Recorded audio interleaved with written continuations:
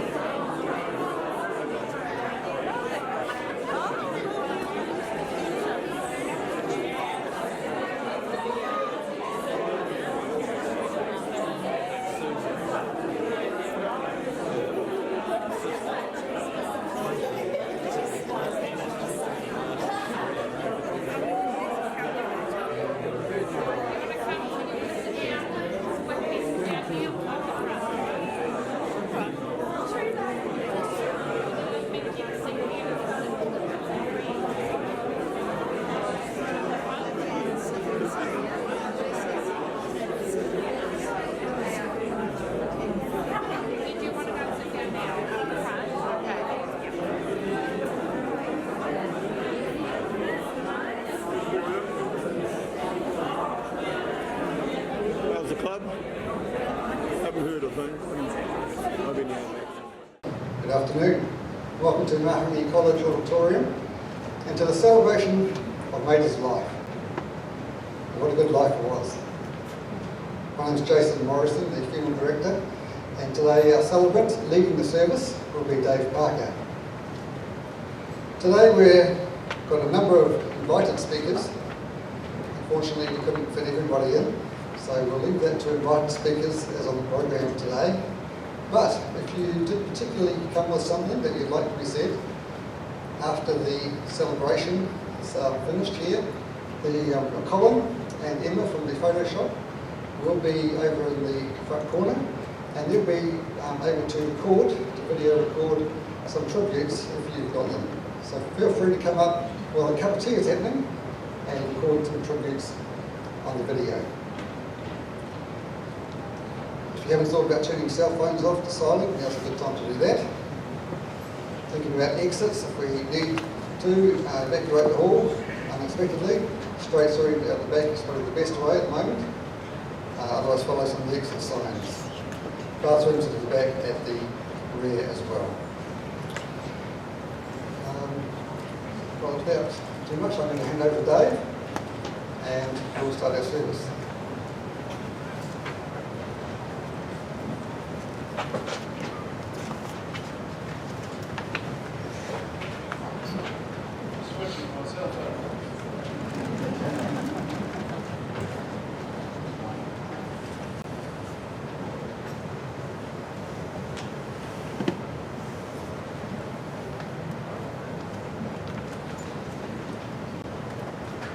Morning. Does that sound familiar? I'm sure that you will all know that was Maida's usual greeting, regardless of the time of day. Welcome to you all. We are here to celebrate the life and times of Miss Maida Cook.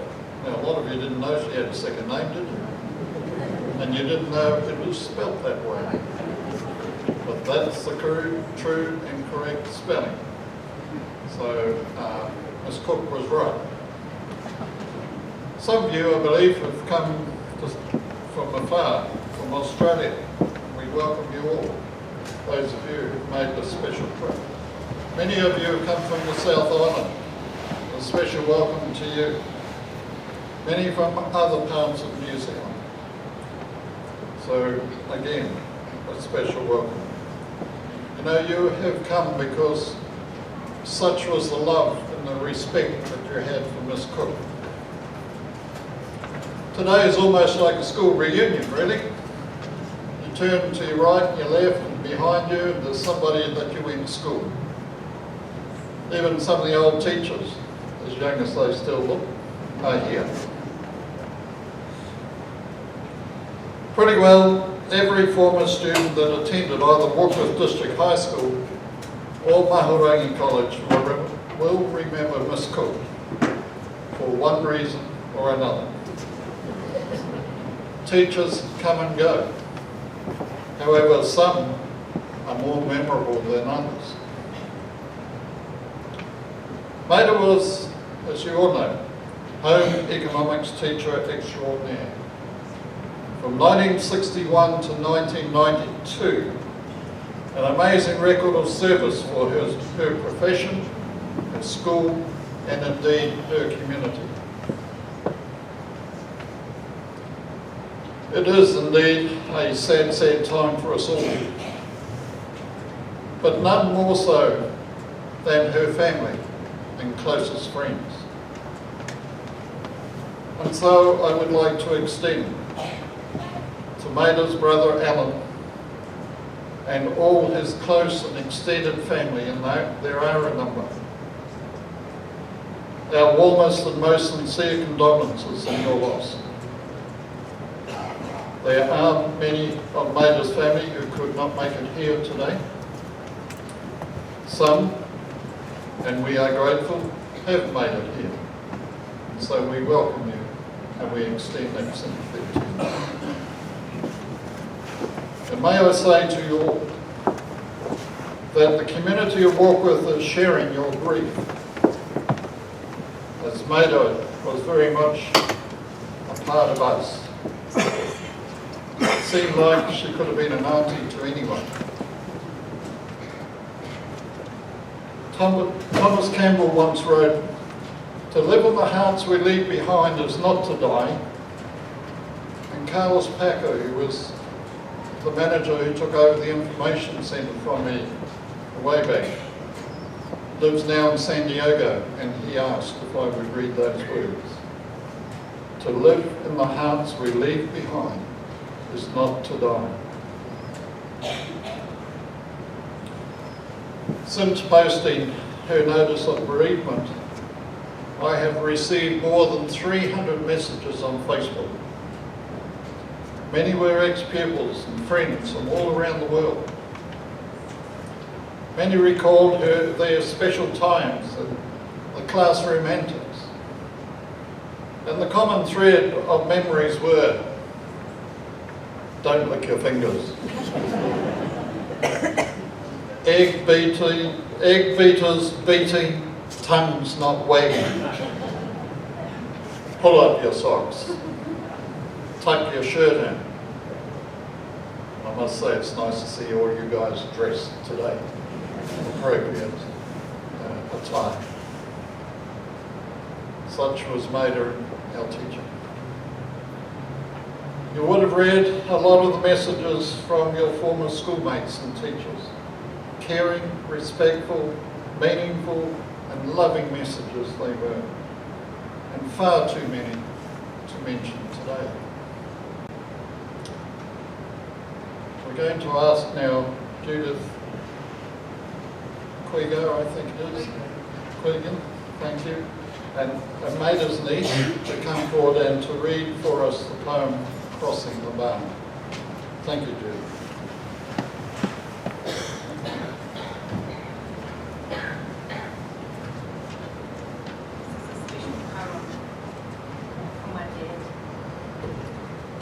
Crossing the Barn by Alfred Lord Tennyson. Sunset and evening star, and one clear call for me. And may there be no moaning of the bar when I put out to sea, but such a tide as moving seems asleep, too full for sound and foam, when that which drew from out the boundless deep turns again home. Twilight and evening bow, and after the dark, and may there be no sadness of farewell when I embark. For though from out our bourne of time and place the flood may bear me far, I hope to see my pilot face to face when I have crossed the bar.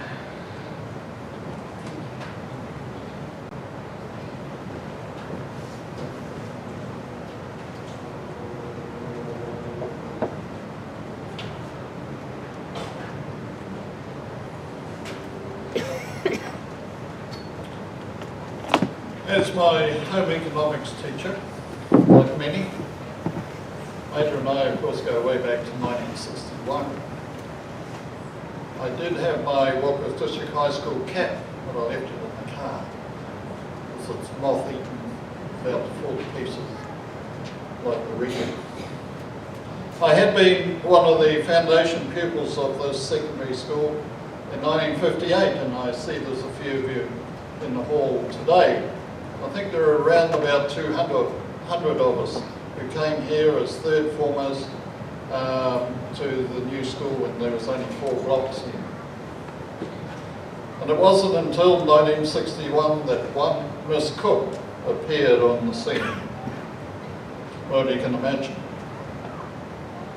It was like a mini tornado hit the school. Suddenly we had to shape up or face the consequences. From memory, she taught me to bake a batch of scones. And yes, I too licked the spoon. Whack! I can almost still feel. Just a few of my memories of her. A year later, of course, that school became what it is today, Maida College, in 1962. Over the years, Maida and I renewed our friendship, and a few years later, and I think it was 93 or 94, she came and worked for me as a volunteer in the Walkworth Visitor Information Centre. She was there for some 17 years as a volunteer supervisor, always welcoming people into the centre, generous, with a giving heart, a welcoming smile, that beautiful, significant smile that she had. She loved selling bus tickets. In fact, she could almost sell ice to the Eskimos. She was so good at it. She could talk visitors into not only staying a night in Walkworth, but staying several nights and taking advantage of the district, the beauty of the district. And last Wednesday morning, which was the day of her cremation, we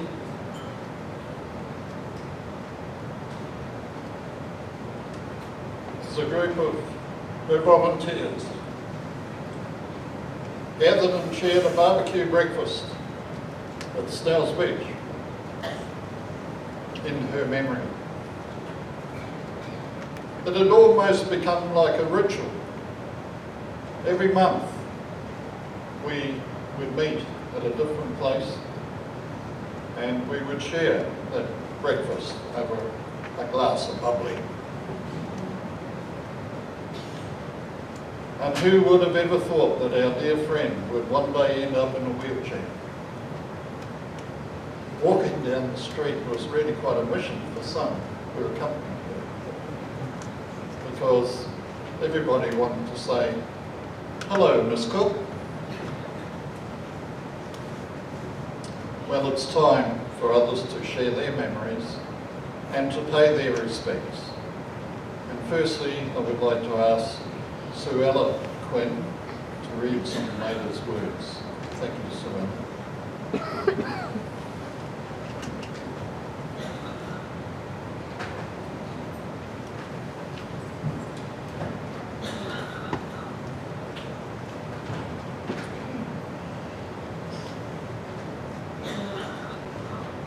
Good afternoon. It is a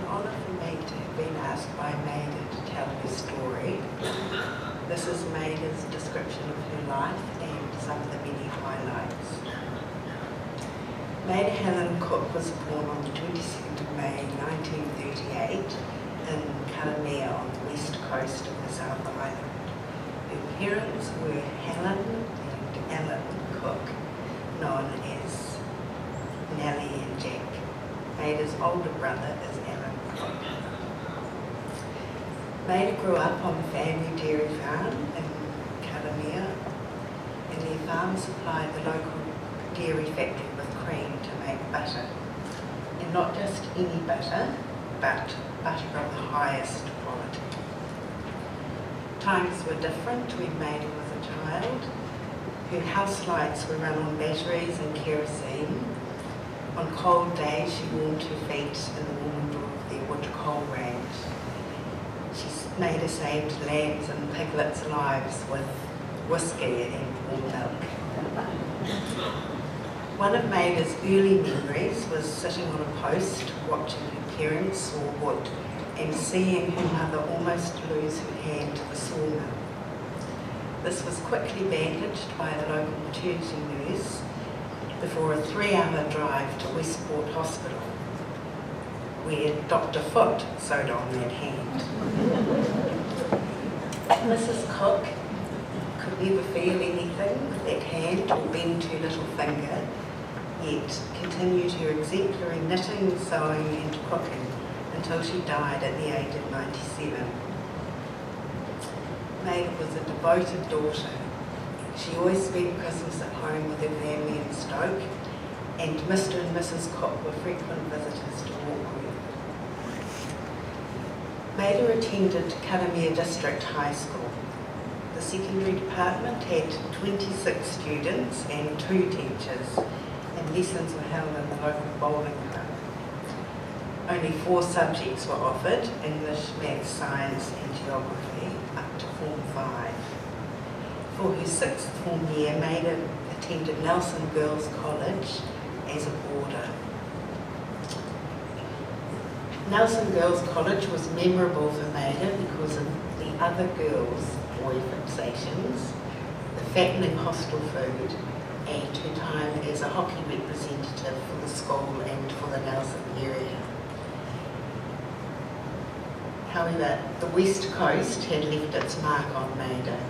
She recalled Miss Johnston, the headmistress of Nelson Girls College, telling her parents that they would have to send Maida to elocution as she had the West Coast slang. Years later, Maida met a priest in Ireland who had worked in New Zealand, and he recognised her accent as being from Karamea. As their discussion continued, it turned out he'd also conducted the wedding ceremony for one of her cousins whilst he was in New Zealand. Maida loved these kind of connections. At boarding school, Maida discovered her vocation and passion for food preparation by assisting the home economics teacher and in the hostel kitchen. Maida did not consider academics to be her strong point and would have liked to have been a farmer. However, with her newfound interest, she applied for and was accepted to train as a home economics teacher in Auckland. When Maida began at the Epsom campus, it was in the process of being developed from Child Haven, a home for single mothers, into the Teachers Training College. As well as studying, the students helped to develop the grounds. Maida played hockey and softball at Training College and received blues in both their sports. In 1958, Maida moved back to the Nelson area and spent her provisional year teaching at Motueka High School, Nelson Intermediate School and Takaka District High School. A particular highlight at Nelson Intermediate was making and serving scones to Sir Edmund and Lady Louise Hillary. In 1959, Maida was appointed to teach at Waimea Intermediate School in Richmond. In those days, teachers needed to complete country service, and Maida began exploring her options. On a bus trip of the North in January 1961, Maida was introduced to Warkworth by Ray, the bus driver, with "This is not a bad place." To Maida, Warkworth seemed too close to Auckland for a country placement.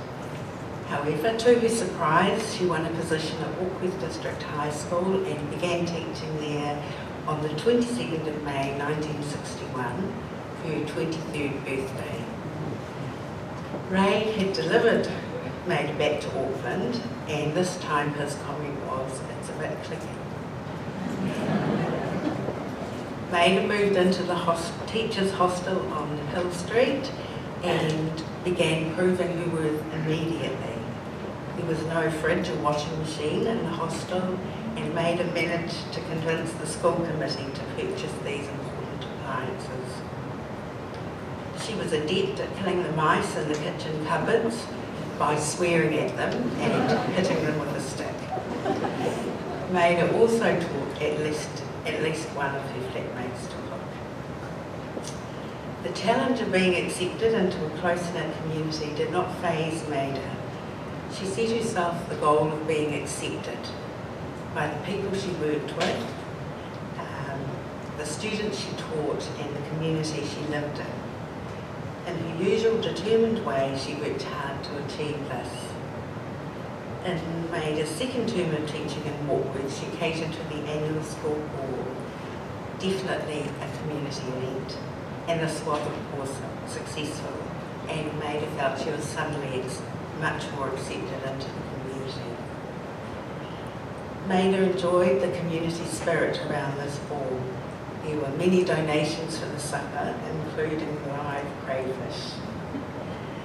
On their advice, Maida gave some senior boys the job of rat watching over the supper, and it actually was a necessity. In 1962, Warkworth District High School became Mount College, and Maida was a foundation staff member. At various times during her teaching career, Maida taught cooking, sewing, typing and horticulture. Other duties included washing the rugby jerseys and principals catering for visiting dignitaries. Maida spent some time as the school's careers advisor and was also seconded to the Education Department for a year to visit and support beginning home economics teachers. Before the time when all male students had the opportunity to study home economics, Maida was approached by some senior boys asking her to run after-school cooking classes so they didn't starve when they went flatting. There were some amusing incidents: potatoes mashed with water and complaints of cheese graters which didn't work because, as Maida discovered, they were being held upside down. She was very proud of the male and female students she taught and could name all the students who became home economics teachers, dietitians, bakers and chefs, along with the prestigious places they worked. Of course, Maida's teaching career included community service. She and Bill Speed ran a community service club providing a monthly dinner for senior citizens in Point Wells. It was important to Maida that the students involved didn't just cook, serve and clean up, but also develop relationships with the dinner guests. Part of the fun of this event was whizzing out to Point Wells with Maida in her usually red and sometimes brand new car. Haste was essential so the dinner didn't get cold. Maida was a home economics teacher, and one of the reasons she gave for her retirement in 1992 was the change of title to food technology. Her classes were practical and included general homemaking skills for students of both genders. She aimed for every student to be able to read and understand a recipe, use basic equipment and produce something nutritious. Maida had very high standards inside and outside of the classroom. She used her voice effectively to ensure these standards were met, and the phrases she used are legendary. An exception to those standards was when making Christmas cakes with Maida. Once the cakes were safely in the oven, students were allowed to lick the spoon. And there was good brandy in that cake mixture. In 1966, Maida set off on her first overseas expedition and spent 2 years away from work, working in various jobs and travelling. Some of her memories from this time include being on the last boat to make it through the Suez Canal before the crisis erupted, helping burst an abscess in the bus driver's ear in Tripoli, and visiting the Moulin Rouge in Paris, where she was amused by the old fellows in the front row. Maida travelled as far as the Arctic Circle and delighted in the 24 hours of daylight. She maintained this interest in travel, and following her retirement went to Italy, the United States, and made numerous trips to Australia. Retirement from teaching did not mean Maida was going to stop working. She volunteered at the Warkworth Visitors Centre and enjoyed the community focus, promotion of local businesses, and assisting to organise events to raise funds for local charities. Despite her earlier professed dislike of all things technological, Maida became a whiz at doing bus bookings online and even wrote instructions that were used to train others. Another job that Maida took up in her retirement was house sitting, and this work led to more treasured friendships. In 2014, a medical diagnosis meant Maida had a whole new set of challenges. With a positive outlook and her determined nature, Maida set about dealing with these challenges and ensuring she could remain in her own home.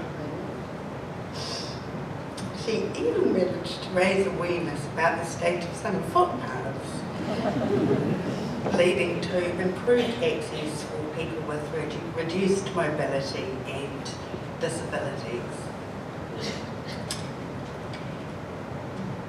Maida led a busy and productive life with adventures, accolades and challenges.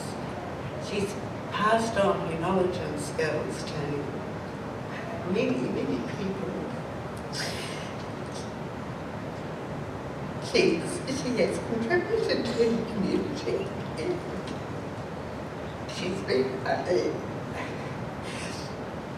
a thoughtful and generous friend.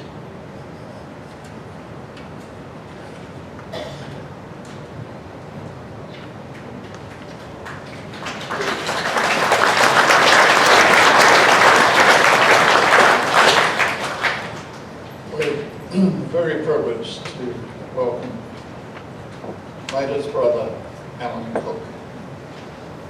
Welcome, Alan.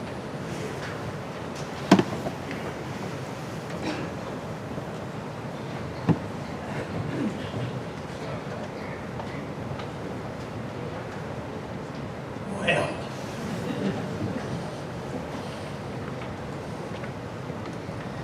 good afternoon all. Thank you for coming, especially the ones who have travelled great distances. I can't help wondering what Maida would think if she were standing looking from this position. She'd probably say, what do all these people do? I don't deserve this. Anyhow,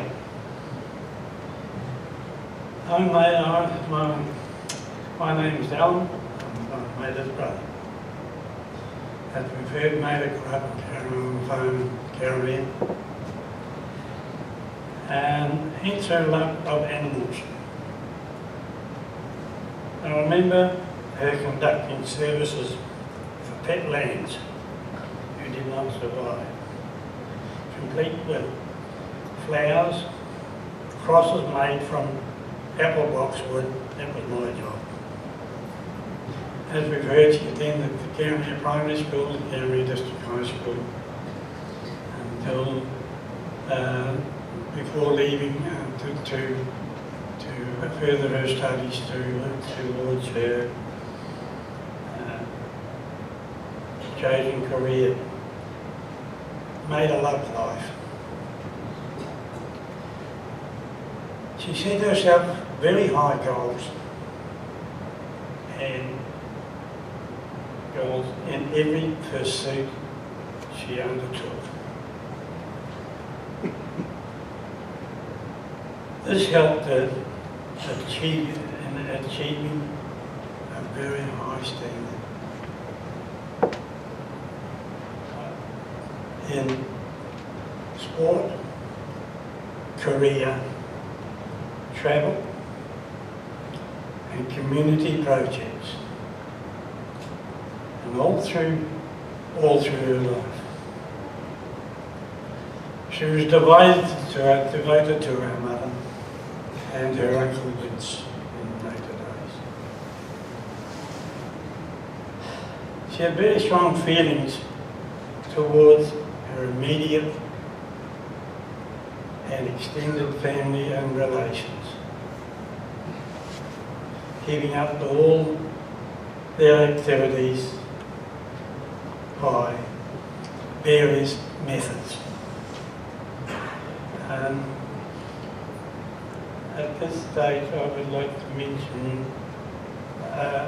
the number of people, number of relations and friends who were unable to be present today through various circumstances.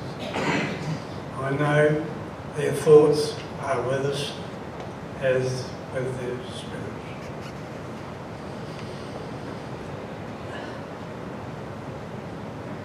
I wish to thank all the caregivers and anybody that helped to make Maida as comfortable as possible.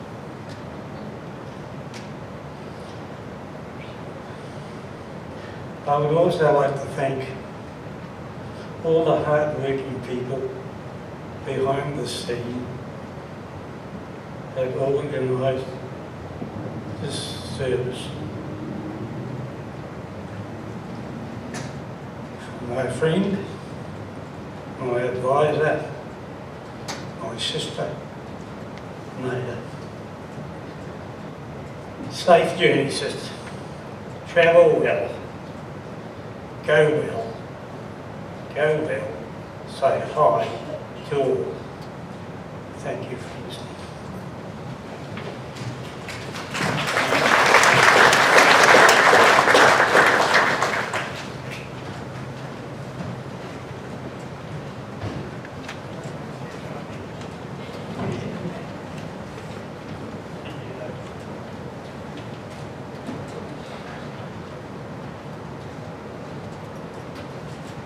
Makes it tough, huh? Now we do have a number of speakers, of course, now, and with respect, I do ask you to try and keep it to a limit if you can. I know there's so much to say about Maida, nice things to say about Maida, many nice things. And so I invite now Susan and Kim, who are two of Maida's goddaughters, to come forward.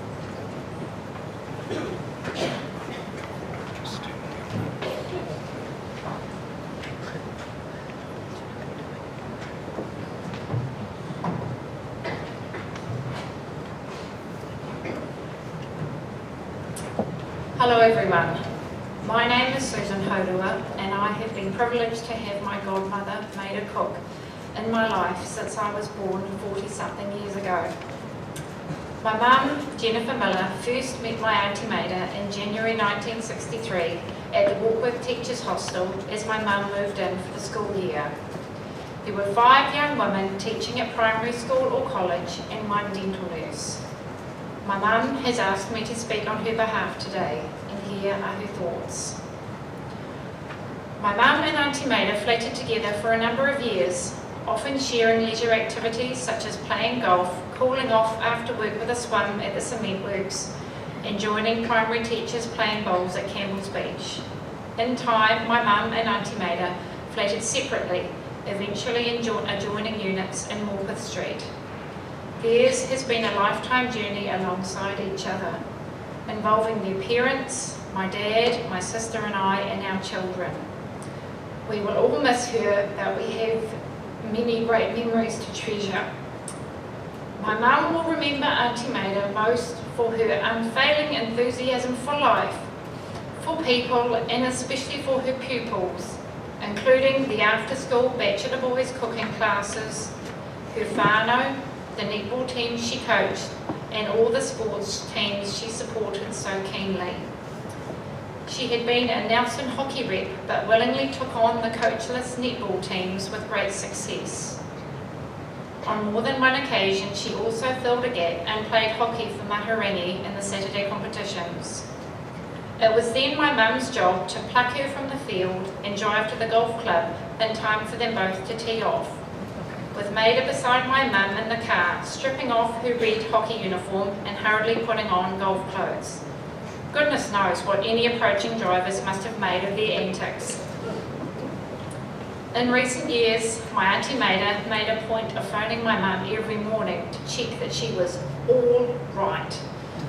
These daily conversations allowed my mum to also check up on my Auntie Maida.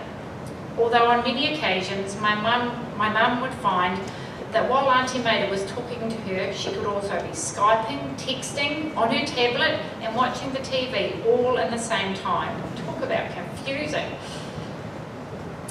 Since the day I was born, my Auntie Maida has been an important part of my life. Through her daily telephone conversations with my mum, she always knew exactly what was happening in my life and the lives of my children. Trying to surprise her with exciting news was virtually impossible, as chances were that she had already got the full story from my mum. I remember the smug way she would say to me, "Oh, I already knew that." As another way of keeping in touch, Auntie Maida took up the challenge of learning to text on her mobile phone, although her spelling was sometimes pretty haphazard. She was always one of the first to text or phone at birthdays and Christmases. Despite maintaining that she couldn't cook, she made many special birthday cakes for me and my children. She even managed to bake, ice and arrange careful transportation for my wedding cake all the way to Otaki in the Cook Islands when I got married. My Auntie Maida had such a passion for life and for living it to the fullest. I smile now as I remember her unique "morning" and the way she could always spot me across a crowded supermarket with her Maida radar and attract my attention with that distinctive tone her voice often had. I would now like to share with you a favourite poem of my Auntie Maida's. I read it to honour the many enduring friendships my Auntie Maida developed throughout her life. Friendship is a golden chain, the links are friends so dear, and like a rare and precious jewel, it's treasured more each year. It's clasped together firmly with a love that's deep and true, and it's rich with happy memories and fond recollections too. Time can't destroy its beauty, for as long as memory lives, years can't erase the pleasure that the joy of friendship gives. For friendship is a priceless gift that can't be bought or sold. But to have an understanding friend is worth far more than gold. And the golden chain of friendship is a strong and blessed tie, binding kindred hearts together as the years go passing by. God be with you till we meet again, Auntie Maida. My kids and I love you to the sun, moon and stars and back.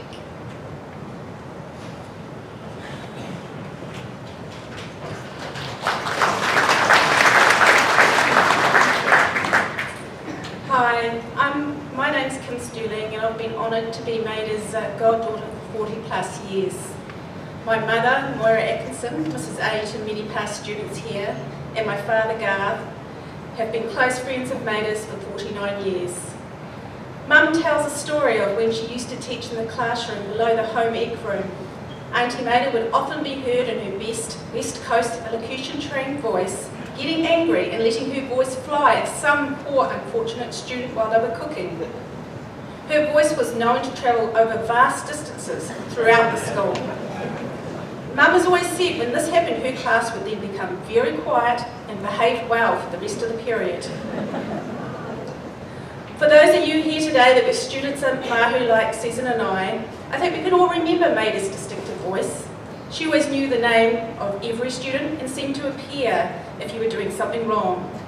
Next minute, your name was called up from behind your back and you'd be quickly pulling out your socks and tucking shirts in before going to her. There is a lovely photo of Auntie Maida from when we were at school. It was taken on a Mufti day, and in good humour, Maida wore school uniform. She carried off the kilt look rather well, but I believe was told to pull up her socks by several students that day. We have been absolutely blown away by the comments on Facebook, and a lot of them mention her as a cooking teacher. Her sayings in the classroom are well known. I don't think anyone will forget, don't lick your fingers or only use a wooden spoon in a metal bowl. But she gave us recipes we could use for life, and I often think of her when I'm cooking at home. Between having Mum as a teacher at my school and Auntie Maida, I really couldn't get away with anything. It was like I had 2 mums watching my every move. I do remember quite clearly one day being hauled out of the senior common room. The kitchen was a mess, and Auntie Maida was not impressed at all. She handed me gloves, a cloth and some cleaner, and sent me back in to make it spotless and told me she would be inspecting next period with white gloves on. Looking through photos of Maida in the last few days has shown how many different friends she had. It has actually been quite amusing to see that in a lot of the photos there are 3 constant things: friends, food and glasses of wine. Maida loved sport, playing hockey and golf, but also watching sport, and in the summer there would always be cricket on the TV and in the winter rugby. She was a very passionate watcher of rugby, and on many occasions I can recall at the top of her voice yelling at the referee on the TV. On one such occasion she rang me not long before an All Blacks game was due to begin. I casually mentioned just my husband and I were watching at home. Not long after, Maida was knocking on our door. She handed my husband a bottle of wine with instructions to let it breathe and sat herself in the middle of the couch ready for the haka. So we sat down either side of her, and I'm sure I got just as many bruises as the players that day, with Maida jumping up and down and gesturing. Maida had great joy in making cakes for many occasions. She made both my sister Tony and my wedding cakes and many other family birthday cakes. Her dining room table was always strewn with cake decorations, ribbons and designs. But there was only one way to cut a cake. Woe betide if you did it without cutting a small circle in the middle of the round cake. My husband Bevan mentions Maida very regularly when cooking steak. Some time ago we had a family barbecue, and he, along with my brother-in-law Wayne, turned the barbecue on to heat well in advance. Probably been on a good 20 minutes. However, Maida considered that the barbecue was not hot enough and proceeded to make them wait another half hour before they were allowed to cook the steak. She then presided over the cooking. Now, Bevan is quite fussy in the way his medium rare steak is cooked, but of course Maida has her own way, which is the right way and the only way. Suffice to say, Bevan and Wayne kept quiet, even Wayne as a trained chef, and followed Maida's instructions. From then on in, if we had a barbecue, we'd make sure Auntie Maida's glass was full and that she was fully occupied with something else when the steak was due to go on. Auntie Maida considered our children like her grandchildren. The kids would always get a lovely birthday card and $1 for each year of their lives. She would always remember our birthdays and would often be the first birthday call of the day. Of course, the conversation started with "morning," and then she proceeded to sing "Happy birthday to you," singing not being her particularly strong suit, before finishing with "Have a good day, morning." Auntie Maida loved to do gift boxes at Christmas time for her close friends and family. Along with some wine, there was always her wonderful Christmas cake, Christmas shaped biscuits, and her mouth-watering shortbread. But of course she always said she couldn't cook. When out on the boat, we would regularly bring back fresh snapper for Auntie Maida, but she particularly loved scallops, and only reminded Bevan a few weeks ago that the scallop season had opened and asked when he was going diving. We did have to point out that it was a howling gale outside, and with the storm forecast, not the best weather to be out on the water. Auntie Maida was great with technology. She loved her mobile phone and got into texting way before others in her generation. We couldn't always read it, but she did text. She was very proficient on Facebook and using a notebook and even Skyping people, and would often try to do all at once whilst talking to someone else on the phone. Only a few months ago, Maida came and watched my daughter at a dance recital in this very hall. I missed a lot of Bailey's dance as I was too busy watching Maida wriggle and jiggle and clap in her wheelchair. Her face was a picture of delight and leaves a lasting memory for me. Auntie Maida was independent to the end, just the way she wanted, but although independent, her home was constantly filled with visitors. Auntie Maida holds a very special place in our family, but it is hard not to remember without smiling. I believe this is the way she would like to be remembered, full of colour, with great friends enjoying a laugh over a meal and a drink. We love you, Auntie Maida, and we miss you.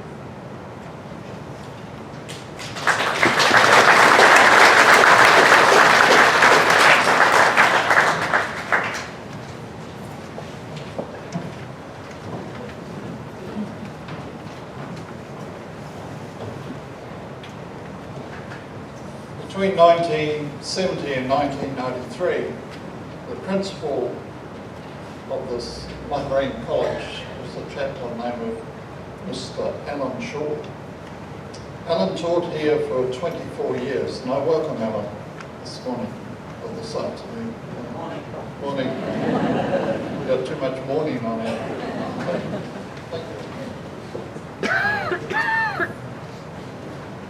It seems at least 23 years since I stood here in the college assembly hall speaking to a group of people.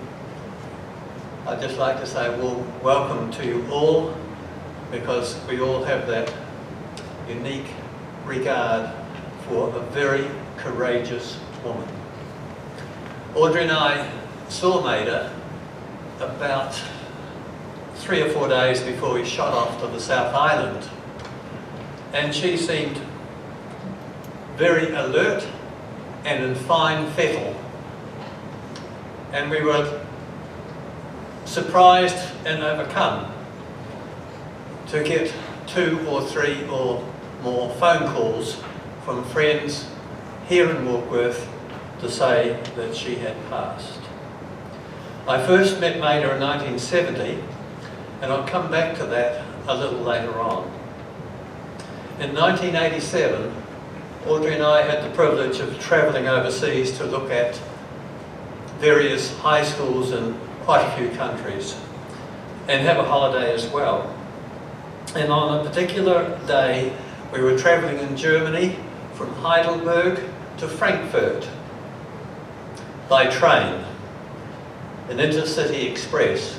And we got out of Frankfurt fairly late in the afternoon. And I said to Audrey, I'll go out and see if we can find some accommodation. There were probably 1,000 people in the railway station at the time. And Audrey looked around and said, I think those 2 over there are New Zealanders, I'll go and talk to them.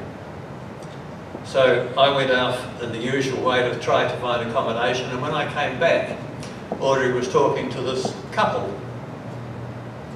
And they were New Zealanders. And we got talking, and the guy who was there was probably about my age now, and he said, I used to be a teacher. And I said, oh yeah, interesting. Whereabouts did you teach? And he said, Karamea. And I automatically said, Maida Cook. And he looked at me and said, The Voice. He said, I taught her in Standard 6. I still remember The Voice. And I thought that was a pretty good coincidence. In 1970, I had the privilege of coming to Maharani College as a novice principal, pretty young at the time, and a few people gave me some advice in January of 1970 and said, well, yes, but they said, there's a couple of people here on the staff that you need to watch out for. I said, oh yes. So they whispered gently in my ear. I've had the tremendous privilege of speaking at farewell services for both of them. The first one was Harry Bioletti, and the second one was Maida Cook. Watch out for them. Don't get offside with them. So I took that advice, and I don't know that I ever got offside with Maida, but we did have some interesting times. The school roll in 1970 was 301. There were 13 people, teachers, on the staff. And in one corner of the room, almost every day that I had morning tea, or lunch, or whatever else in the staff room, there was one corner of the staff room, and in that corner were 3 women. Maida, who seemed to be the ringleader, and 2 younger women under her wing, and I am quite sure that Moira Atkinson and Colin were hearing and comparing notes about all of the gossip in Warkworth.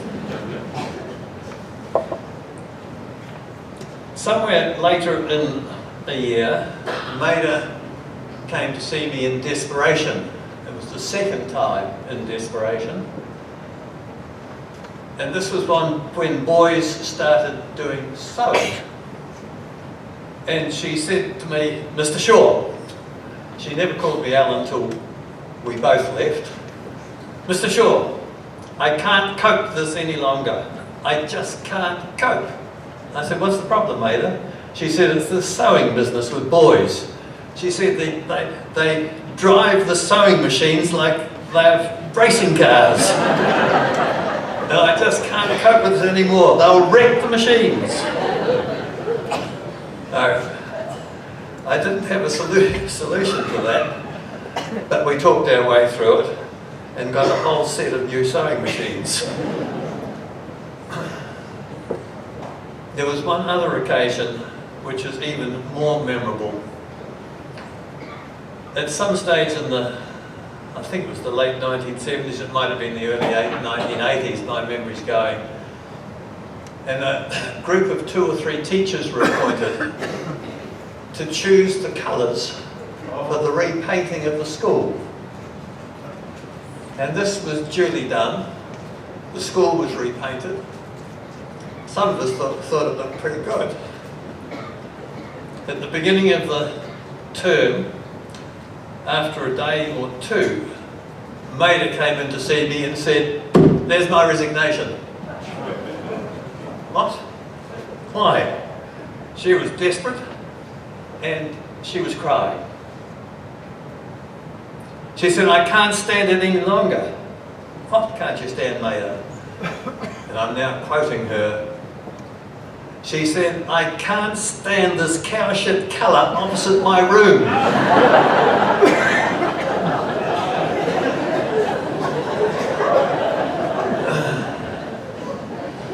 No. Well, we can't repaint the school. It's just been done. I can't accept your resignation. I think there could be an answer.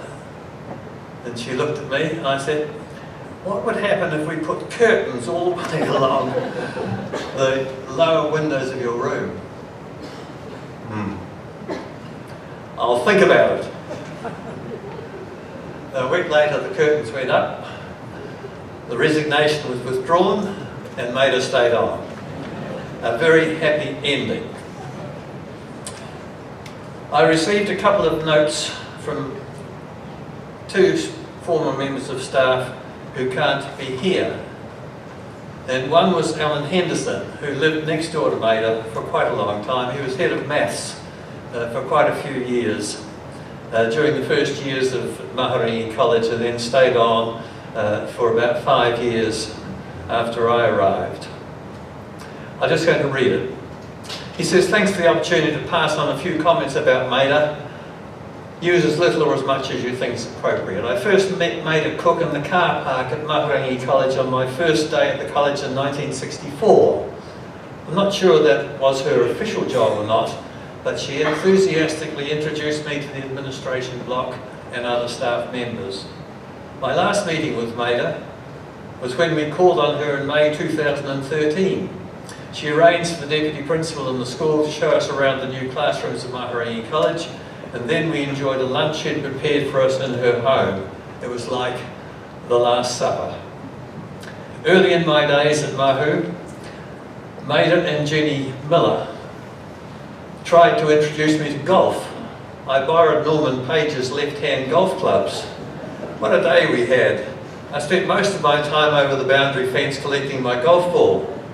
The only good shot I had all day was when I used Maida's right-hand club, and after that I stuck to cricket and hockey. After my marriage in 1965, Maida was a good neighbour to us for 7 years when we lived in Bertram Street. For a number of years after I left Mahu, she provided a copy of the college magazine to keep me in touch with the progress of the pupils that were there when I left. These were usually delivered in person if she travelled south in December. Her visits enabled us to have a chat over a cuppa and catch up with all the Warkworth news. We kept in touch with a card or phone call at Christmas, although she found it easier to ring over the last few years. It's been a privilege to have known Maida over the past 53 years. She was a wonderful teaching college, a friendship that has lasted longer than with any other staff member I have taught with." And so said Alan Henderson. David Asprey regrets not being here. He and Raywin had already booked a flight to Brisbane to catch up with their grandchildren this weekend. "My main association," said David, "was via the Boys Cooking Club. I liked the idea of boys cooking in the club era of Mahu, so approached Maida with high anxiety to use her home economics room. You didn't want a telling off from Maida. To my surprise, she agreed with the comment. You'll be a good role model for me in cooking." There were conditions, however. Sink, benches and stoves had to be spotlessly clean and polished down with a clean tea towel. It's a habit still ingrained. And yes, the command, don't let them lick with their fingers, lingers on. When we went to see Maida on the last occasion, we were talking about the elections for the Rodney area, for Warkworth, for the mayor and so on. And we decided who we would vote for. Maida had already voted, and she said, "I voted for Tessa Berger." She said, "I knew his father, Mick. He was the bulldozer driver."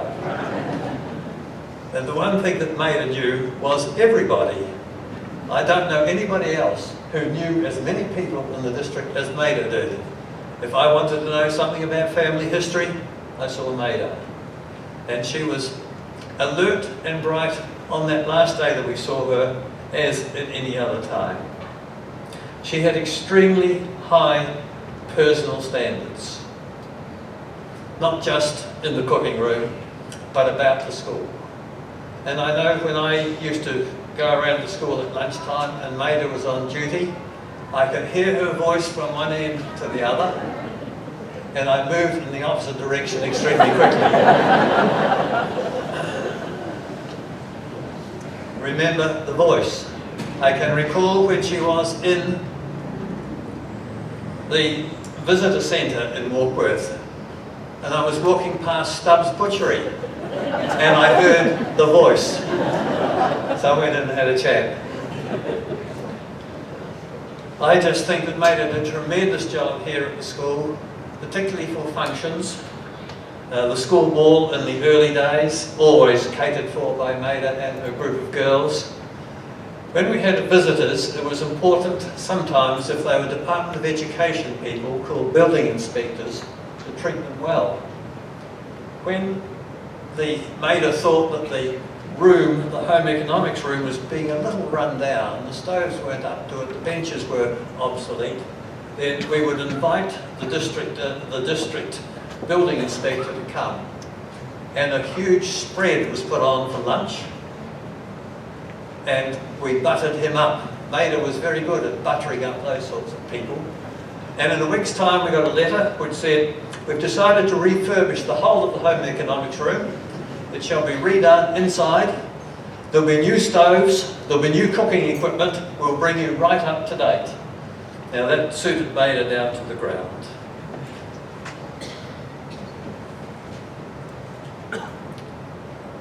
I thought I would finish. Hilary Lamb, Hilary now basketball, met with us in a restaurant in Warkworth. Recently she came down, especially came from the Wairarapa to see Maida, and regrets that she's not able to be here today. So a special note from Hilary, who did come through to see Maida about 5 weeks ago. Just a short quotation. I always like trying to have quotations. It makes me sound learned, and I know I'm not. This is my wish for you. Comfort on difficult days, smiles when sadness intrudes, rainbows to follow the clouds, laughter to kiss your lips, sunsets to warm your heart, hugs when spirits sag, beauty for your eyes to see, friendships to brighten your being, faith so that you can believe, confidence for when you doubt, courage to know yourself, patience to accept the truth, love to complete your life. Maida was a great person to know. I shall miss her very much.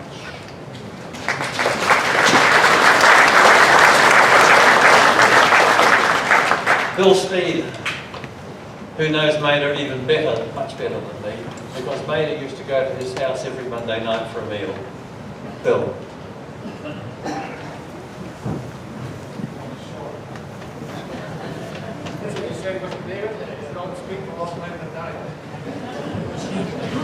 Principles never change.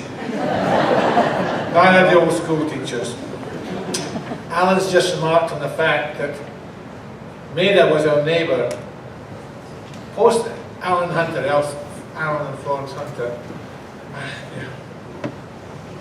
Henderson, Elspeth and I moved in next door.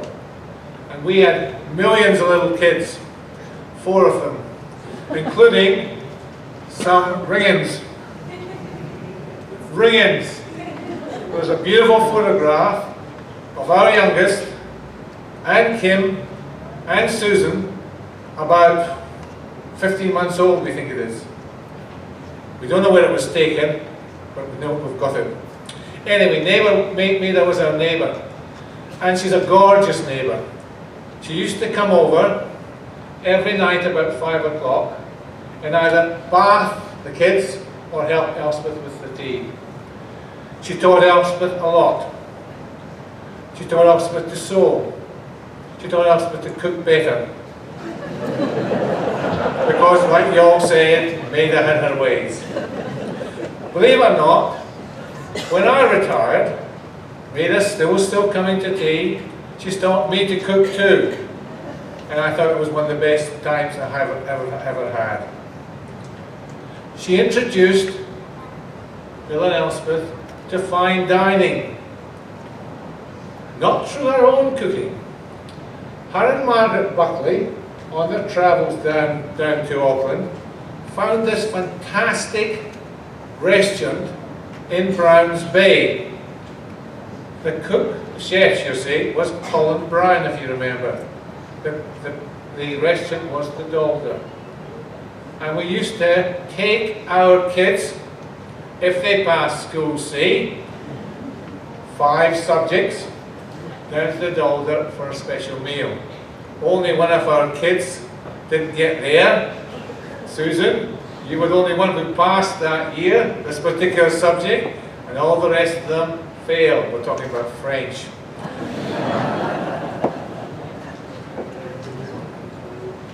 Maida was a brilliant colleague.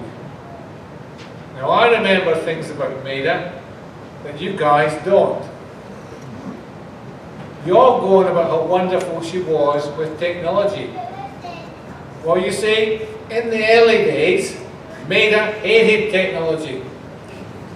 She used to sit up about there on the stage when the assemblies were going on, and that was the time when automatic watches came along, and he used to blink at 9 o'clock, and Maida used to sit there and scowl. Then, as you've all said, when she retired, and David, when she had to work in the information centre, she found that she was very, very skilled. And I'm amazed at latterly how she was adept with cell phones and what she could do on them and anything else that was going around. My happiest times with Maida were in the community service area.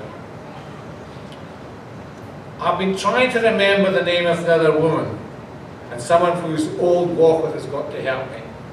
But Maida Cook and this woman got a hold of Maida and me one day and took us out to meet Kanisha and Wilkinson. Who's her husband, Alan? The MP? Peter Wilkinson. And before we knew it, Maida and I were running a community service club out at Point Wells. Now, I'll give you some clues. She used to run a haberdashery shop, roughly where the BNZ is now, and she died very young. So if anyone can remember, I would appreciate you being able to tell me who that woman was. But before we knew where we were, Maida and I were taking out a monthly dinner to Point Wells to the older population. We made some brilliant friends. And in the early days, when we were really setting up, it was in the Methodist Church Hall, we took out entertainment. The O'Malley brothers, they went out and performed. So we had singers, with dancers, with musicians, and the old people loved it. But the highlight of the year, for those of you who took part in it, was the Christmas dinner. There was always one member of the community provided the chickens, and my poor Elspeth cooked 10 Christmas puddings, which were cooked early in the piece and then stored in our freezer until they were needed. We had no trouble getting volunteers to help with those jobs, because they were all boys and girls. Mark, did you do it first? Yeah, with boys and girls who came out to help, and it was always a privilege. We made some very, very good friends until one day a newcomer to Point Wells decided she wanted to do it another way, and she undermined the friendship of one of the women who we saw as being the main instigators of the whole thing. And Maida and I turned just to each other without even saying anything and said, "We're resigning." And that is that Maida was a brilliant, caring friend to peoples. And Alan Shaw might remember this. There was one student at Maharangi College who was going through hell. And he wanted to leave school. Well, Maida and I refused, and you wouldn't get away with that nowadays, to sign his leaving form. And he needed to sign his leaving form from all his teachers in those days to be able to leave. We both refused. Once he got through this horrible time in his life, and he was only 15 at the time, may I say, he then turned out to have a wonderful career in his chosen profession. My real highlight of memory of Maida is, I wonder if anyone here does remember when he was at school at the time, I used to teach opposite Maida mathematics in what was the first prefab of the new buildings that went along there. I used to teach maths there. And this time someone had really, really bugged Maida in our class, whether it was one or two kids. You'd gone by then, Moira.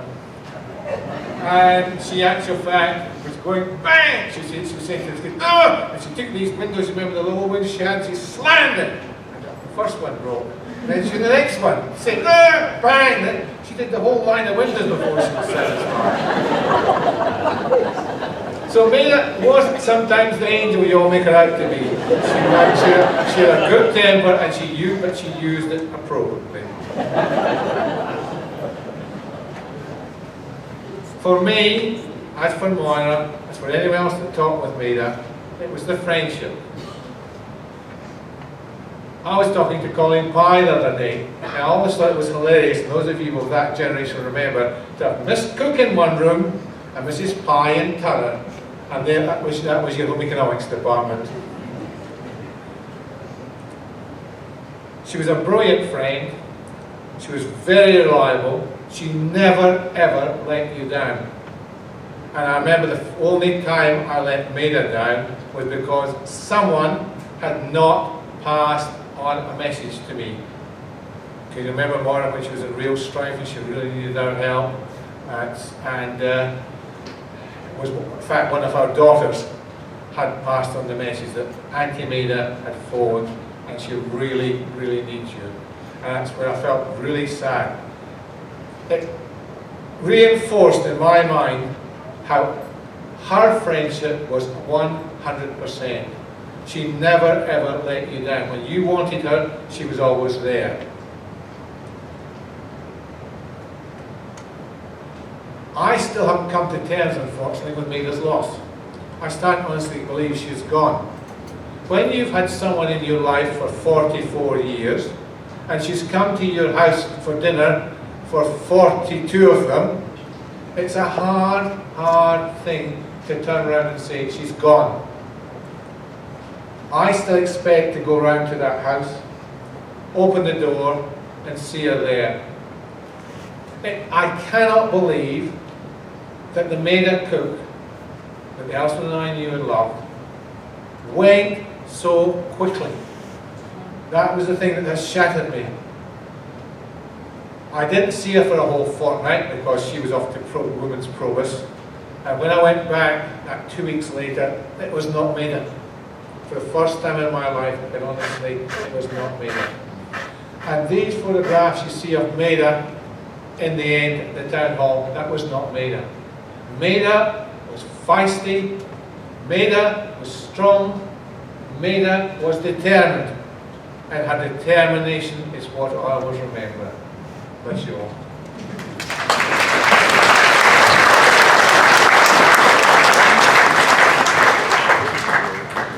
Dr. Warwick Palmer was not only Maida's physician, but a very good friend, and we welcome you, Dr. Palmer.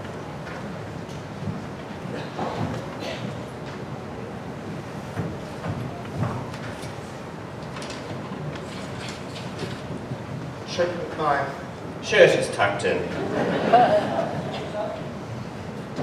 I feel very humbled because in many ways I'm the new boy on the block. I've only known Maida for 35 years. These learned gentlemen have known her for 40, 50, 60 years. So I'm the new boy on the block. And a lot has been said about her teaching days, which I wasn't part of. And it's been fascinating to hear those stories. Thank you all. Maida was an absolute darling.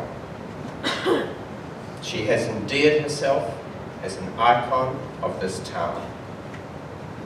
Initially establishing herself at the school here as a home economics teacher, which is from where many of you here today will remember her.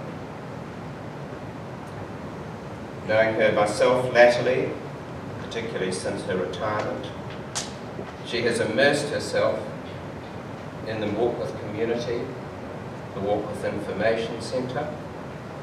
She's been very active with her cake decorating and icing. I've certainly seen some amazing creations, and we've heard them spoken of by other speakers. Also with her house sitting, which she took up in retirement. And I know she has done reliably for a number of us present here over many years. She has greatly endeared herself to myself and our family over the 35 years I mentioned. She has become a very dear friend in addition to being my patient.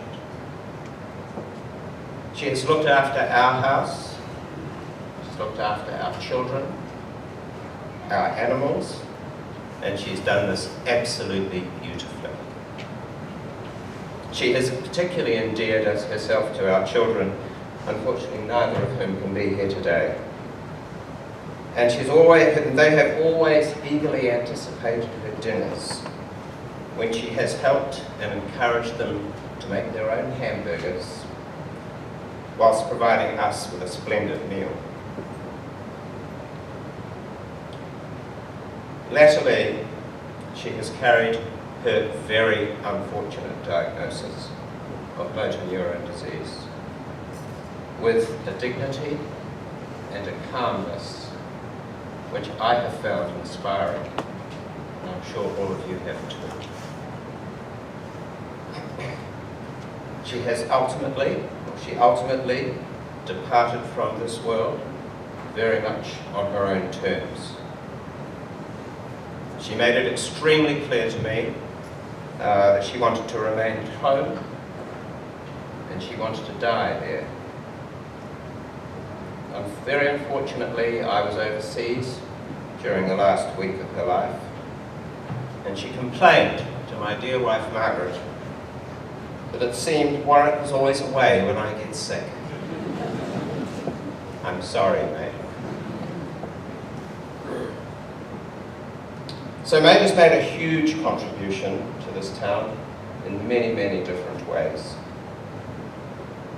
And I think now is the time for us all to pause, to think of her in our own way to which she's been special to each of us, and say a very big thank you for her having been part of our lives.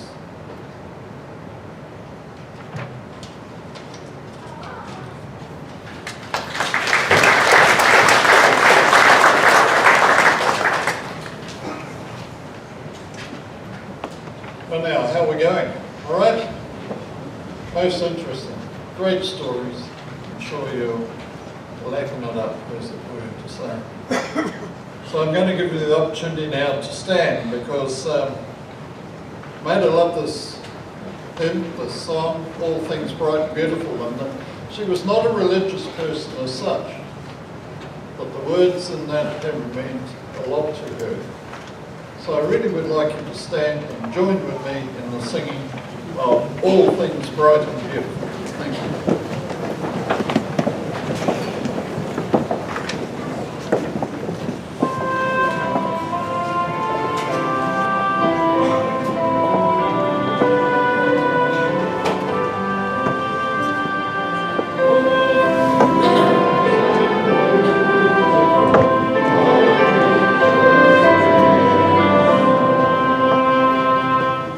All things bright and beautiful.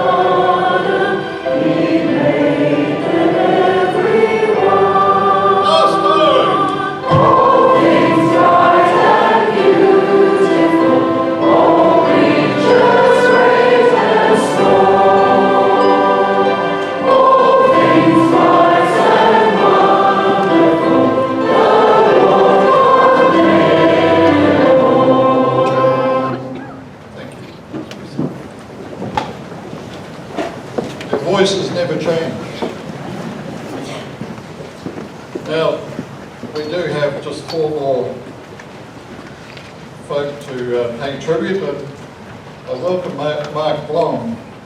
Mark has been a personal friend of Maida's for a long time and his family, and it's very nice that you've come back over in such a short time from Queensland. Welcome, Mark.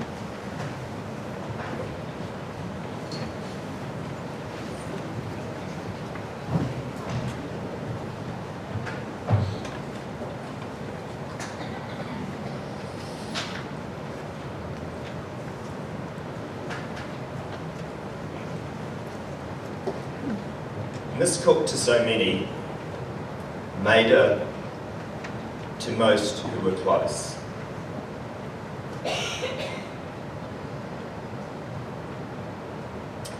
And Granny Maida to us.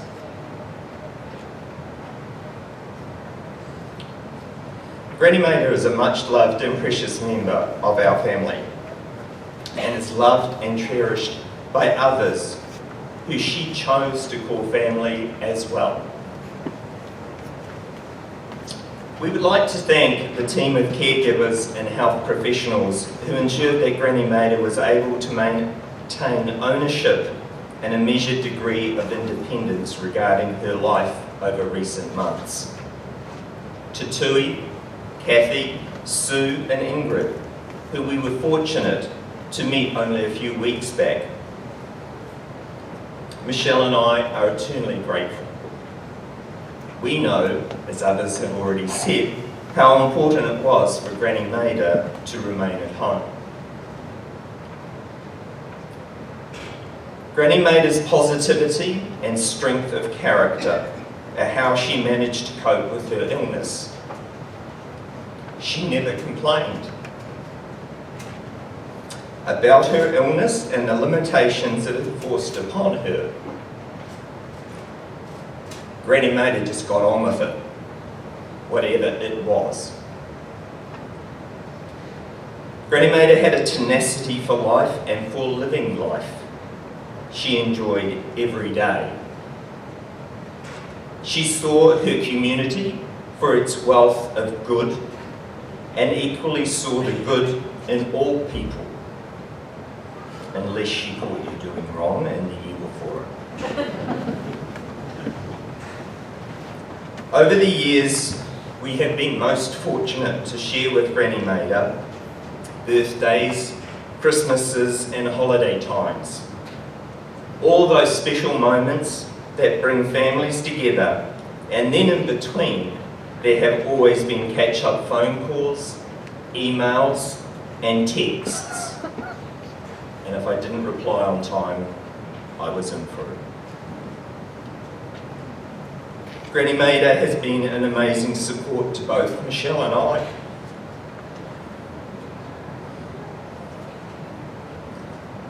Over the years, she has been our confidant, at times our rock, and always there to support us. The right person in the right place at the right time, because Granny Maida always understood. Ethan, our son, and her godson, adored his Granny Maida, and I think she might have been slightly smitten with him. Whether it was a Skype session or a phone call, Granny Maida always managed to coax a chat from Ethan, a smile, and always a farewell kiss. When Michelle and I spoke to Ethan and explained that Granny Maida had passed, we asked him what he would both remember and what he would miss. His instant response was honest. Christini's and Granny Maida's hugs. You see, it's really quite simple when you're just 9. The fact that Granny Maida has touched and influenced so many lives, that she is adored and appreciated, and that she meant so much to so many people for so many different reasons. I know she will live on in our memories and in our hearts. From her greeting of morning, be it morning, afternoon or evening, to her don't fuss or just get on with it, there will only ever be one Granny Maida, and she will always be family. Granny Maida, we love you, we miss you, and yes, we would have liked more time with you, but we are truly grateful that you are at rest. Thank you.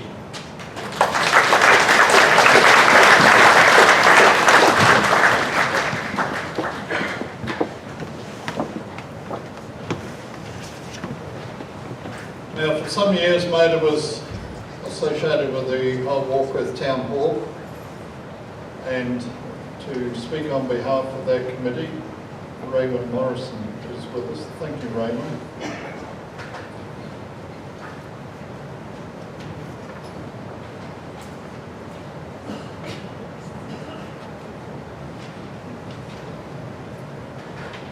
Good afternoon, everybody. The Warkworth Town Hall was a huge part of Maida's life, and it's my privilege to speak on behalf of the Trust, the fundraising team and former advisory committee. I've grown up most of my life in the Warkworth area and I'd often encounter Maida around town, but it was some years ago as a ballet mum that I'd see her more frequently at the town hall. And about 12 years ago, she approached me and convinced me to be on the advisory committee. Somehow, I don't think saying no was going to be an option. The committee was responsible for matters relating to the management of the Warkworth Town Hall, and until around 2008, we also looked after the old Masonic Lodge.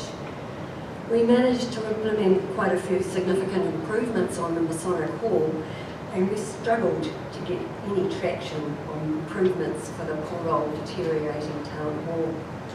Interestingly enough, one of the improvements on the Masonic Lodge was a disability ramp which Maida made good use of.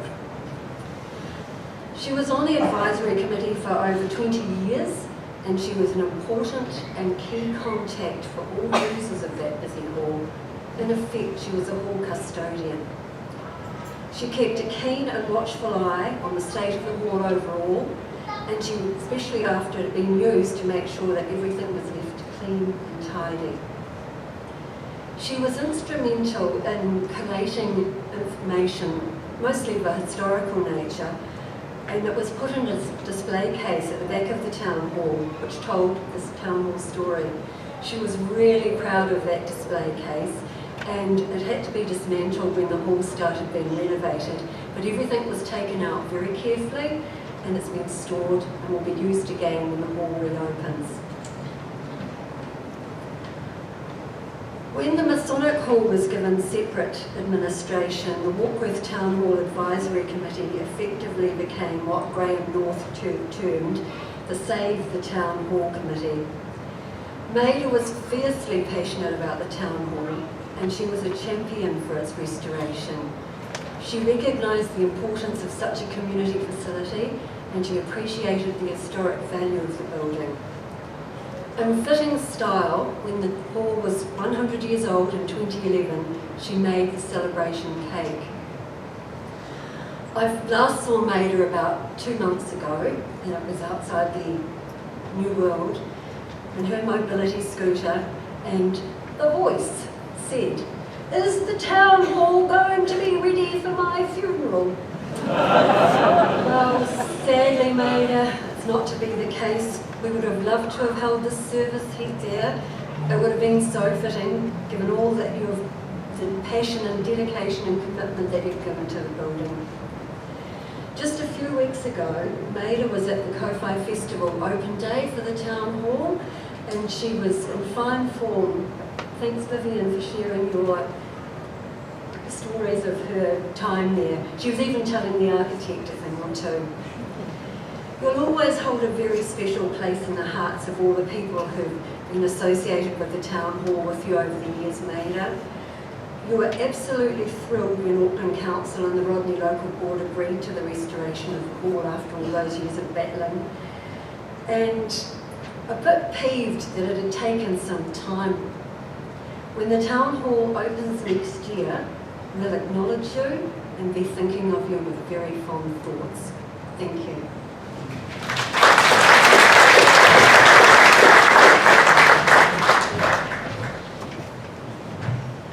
Now, I need not say much about the next speaker. A very personal friend, and I welcome you, Bruce Pepperworth.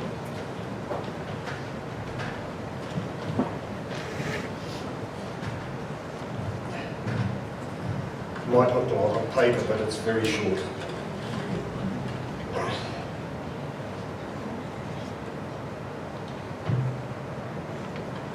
Well, good afternoon all. My name is Bruce Pepworth, a long-time friend of Maida's. I first got to know Maida back in 1969 when working for Colin's Radio. I would have to come out to the high school here to repair the washing machines and the stoves in the home economics block. Maida had that voice that would cut the air if one of the girls in the cooking lesson was doing something wrong. Woe behold if you licked the mixing spoon. In those early days, 1972, I had a Holden HT ute and would be conned by Maida and Margaret Buckley to go down to Henderson to Corbin's winery. This was not just to buy 1 or 2 bottles. This is to buy the case, a whole ute load. Wolf Weck had dug out a cellar at the Buckley's home in Browns Road, and this is where the wine was stored. And remember, this is in the early 1970s, before wine became popular. And this was a yearly event. The next story is about Maida trying to teach me to cook. But first, I've got to give you a little bit of background information, how it all came about.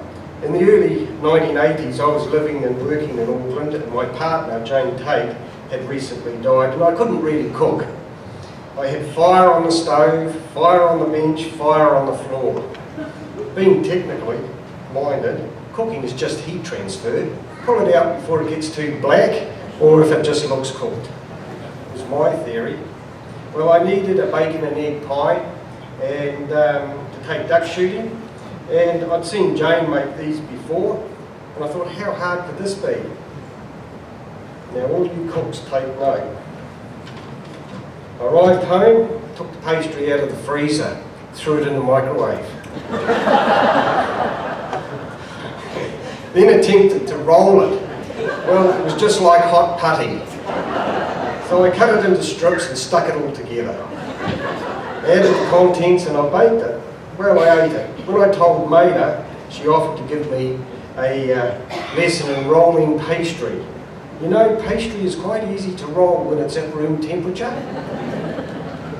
Better still, you can go and buy pastry all pre-rolled from Food Town in the sheets. I guess some of the people Maida taught over the years were challenges, and I guess I was one of them.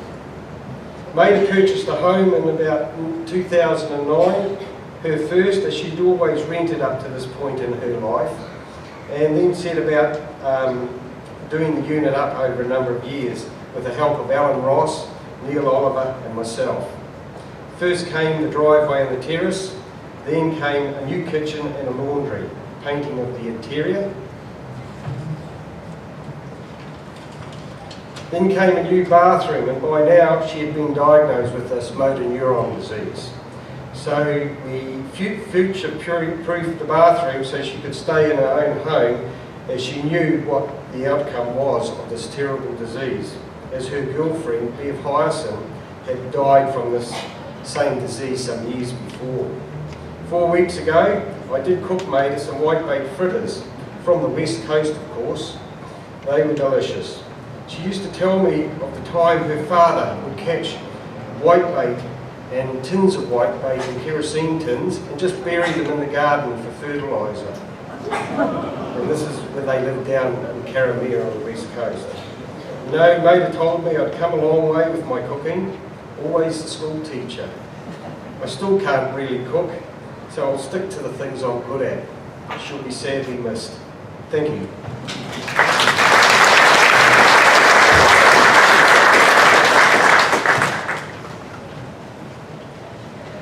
Now we have a friend, just to round up things, called Nola Jewell. You here, Nola? Come forward and welcome.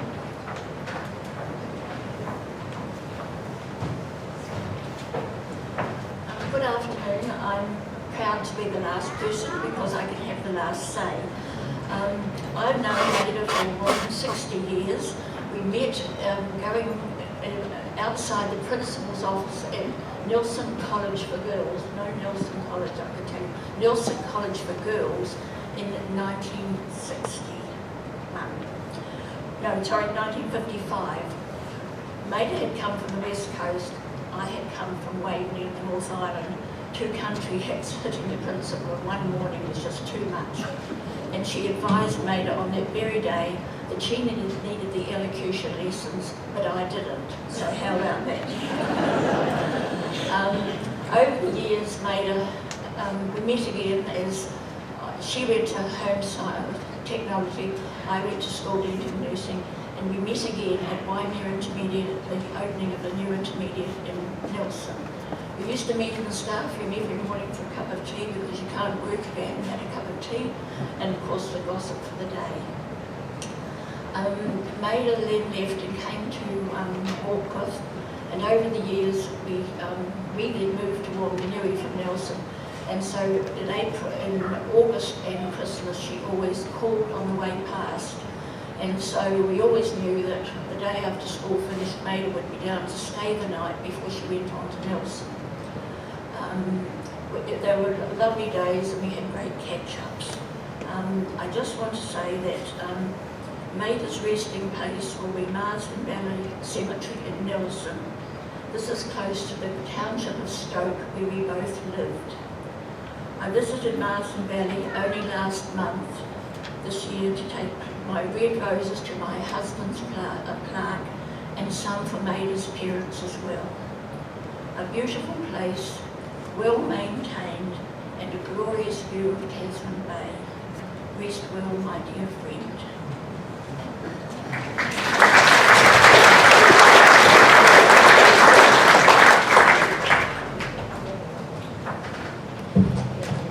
Well, some wonderful, wonderful stories, hasn't there been?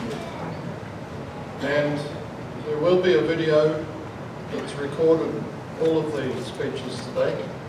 And if there's anyone who wishes to be added to that video, please meet in this far corner straight afterwards, and you can just have your little say. So that video will be available to others.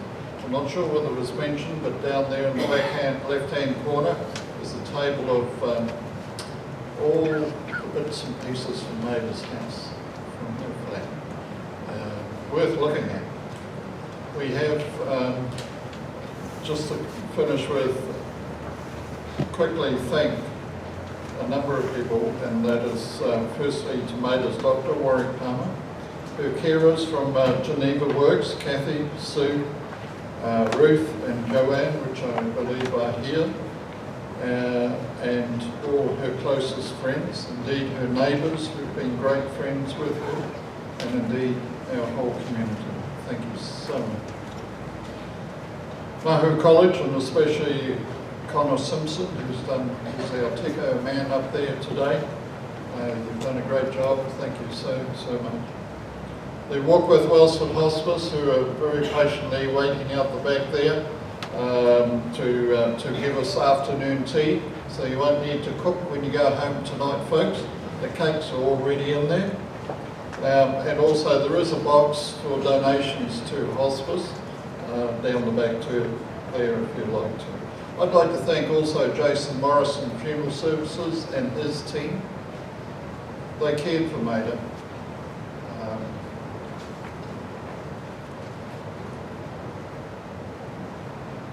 And we took her to her last on her last journey. And finally, thanks to my helpers, advisors, Kim, Sterling, Susan Harua, Jill Hetherington, Sue Ellen Coyne, has been an inspiration, and I thank you for your cooperation. And so in farewell I say, we have been privileged to have known Maida and to have shared part of our life with her. And we are grateful that we lived and we laughed with her.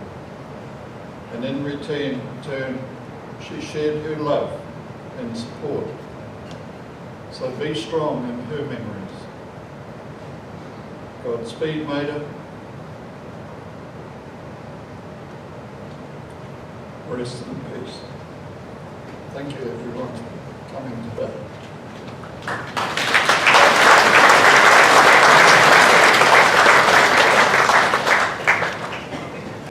Thank you. I knew of Maida before Tony and I went north to farm in 1974, but our friendship grew from the time she and her friend Shirley Thomas attended a few cake decorating meetings at the Dargaville Cake Decorating Club. When we moved to Warkworth, we joined the North Shore branch. Maida and I attended their meetings together every possible month until last year. We would stop at King's Garden Centre for morning tea. Maida always chose an Eccles cake. Above all, Maida was a true, kind and loyal friend. She was well named, a brilliant cook, and many of us have enjoyed her hospitality over many years. She was a generous friend. Every birthday and Christmas marked by gifts of wine, shortbread, who could cook it like Maida, and sometimes her mother's chocolate slice with cherries soaked in Nelson cherry liqueur, a taste of home. Maida was an organiser, a stickler for seeing things right. When Warkworth pavements were not suitable for mobility scooters, she let the authorities know. A team from Auckland and a local councillor were called to view the deficiencies, and Maida gave them a mobility tour of Warkworth with a video. I know of 2 lengths of pavement rebuilt at her behest. At major cake decorating functions, it was always Maida who rose to thank the organisers. Maida was on many committees over the years, and she never attended to simply sit. She was always a contributor, and her practical common sense and wisdom were valuable and appreciated. I imagine everyone who knew Maida, as I have been blessed by her wisdom, her insight, her intelligence, her consideration, kindness and generosity. I like a quote which I recently read: "Death ends a life, not a relationship." And our relationship with Maida will always be a part of us. Thank you, Maida, for your friendship. Morning from Missy Cush, as she called me.